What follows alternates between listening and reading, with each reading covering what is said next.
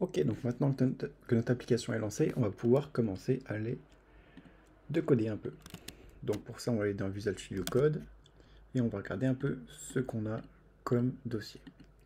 Donc on a un premier dossier asset pour les fonts et les images, les trucs qu'on veut stocker. Nos composants, pour l'instant, il y en a 3 de base. Edit Screen Info. Donc c'est le texte qu'il y a ici. Qui utilise composant style text. Non.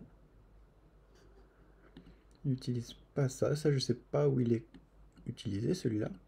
Et themed pour un thème qui englobe tout notre container. Ensuite, on a des constantes, on verra plus tard. C'est pour le thème. Les hooks de base, c'est des fonctions qui ont été rajoutées par Expo. Navigation, c'est là où tout se passe. Donc là, notre code commence vraiment ici. Enfin, non, il commence déjà dans App. Et on voit qu'on a un Safe Area Provider et dedans la navigation. Dans cette navigation, on arrive ici et on a un Navigation Container qui englobe toute notre application. Et dedans, on a nos 2 screens donc qui sont route avec un bottom tab navigator. Donc route, c'est les 2 screens ici avec le composant bottom tab, donc la table du bas. Et notre found, donc si on met n'importe quoi comme URL, on arrive sur le screen not found. Et on peut revenir sur la home. Donc ce bottom tab navigator, il est ici. Donc on voit bien les 2 icônes en bas. Linking configuration, c'est là où on doit mettre nos routes. On verra ça plus tard aussi. Notre module, bah, c'est ce qu'a installé NPM, c'est React Native, Expo, tout ça. Et donc là, on en a 3 pages. Tab 1, Tab 2 et le not found. Le not found, c'est juste un texte. Ce screen n'existe pas. Avec un bouton pour retourner au home screen. Donc on voit que pour faire un lien vers une autre page, on doit mettre un bouton, lui dire qu'est-ce qui se passe quand on appuie dessus, onPress égale, et là la fonction à faire c'est le navigation.replace route. Pourquoi on met route? Parce que on l'a défini dans index qu'on a soit route, soit not found. Et dans route, après, on peut mettre un screen particulier, c'est-à-dire que là, vous pouvez mettre un paramètre screen de point tab 1, je crois qu'elle s'appelle comme ça. Et là, ça va envoyer directement sur tab 1. On peut mettre tab 2 pour envoyer sur tab 2, mais par défaut, il met sur la 1, la première qui est.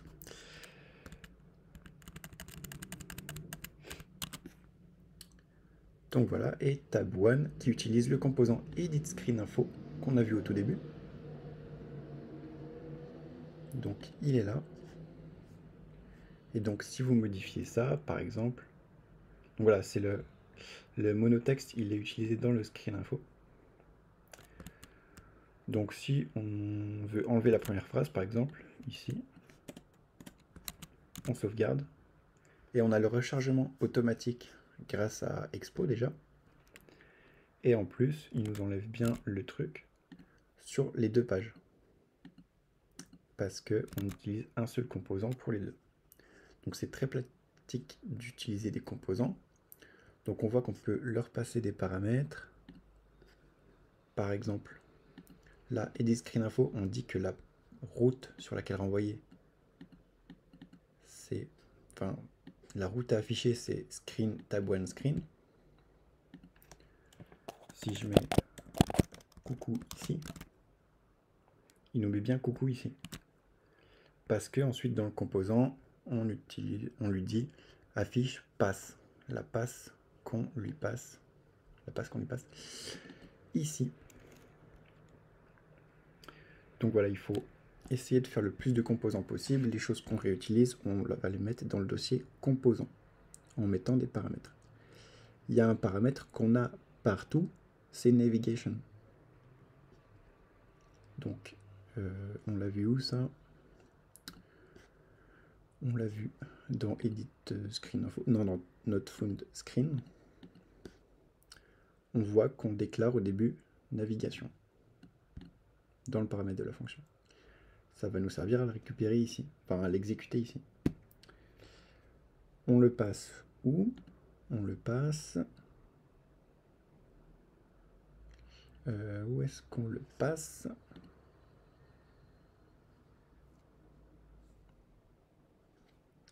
À un moment, on englobe tout avec navigation. Ça doit être dans app. Ouais. Donc là, navigation, il est au-dessus de tout. Donc on peut réutiliser ses propriétés. Parce que vos composants seront forcément dans navigation. Je ne sais pas si on peut voir exactement où. Non, je pense pas. C'est pas grave. En tout cas, sachez que vous pouvez réutiliser navigation dans tous vos composants. Très simplement. Donc voilà, au prochain chapitre, on va essayer de styliser tout ça.